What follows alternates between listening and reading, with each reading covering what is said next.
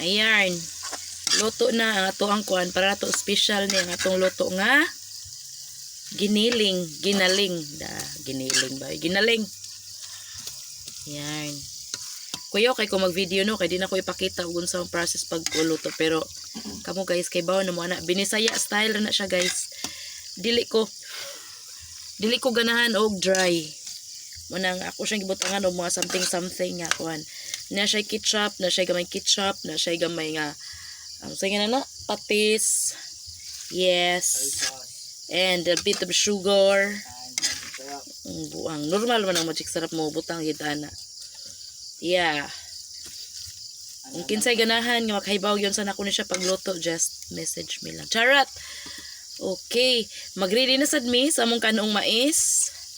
Og sa wala panihapon na. Diba? Ayun. Ako na sad siya dadun padung sa among taas. So yan, diba? Ang kuan ni matakil po tagalit, diretso kita kabutal-tal ani. Dili na makaon. It's because lapok yung gawas. Char, oh, ready na ang ato asad nga kanong mais. Yan. O diba, ready na sa atong kanong mais.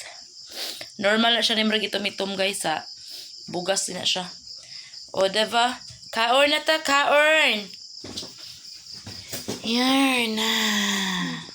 Sarap ng ulam. Happy birthday, Kuya Will. Happy birthday, Kuya Will. Hindi kami natawagan, Kuya Will. Yan.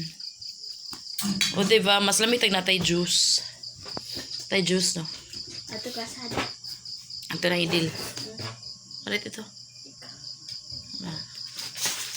Okay guys, magsugod na mig pangaon mga kainday syukla. Magsugod na mig lafang sa among panihapon. O, lami ka mong panihapon kaganina. Sikwa nga naay sardinas karon kay na nasadtay. Ginaling. After, paano na mong ginaling guys? Ako kay grabe na magina kong dako ano. After ani mainom na ko og tea. Ayan. Bye mga kasyokla. Bye-bye.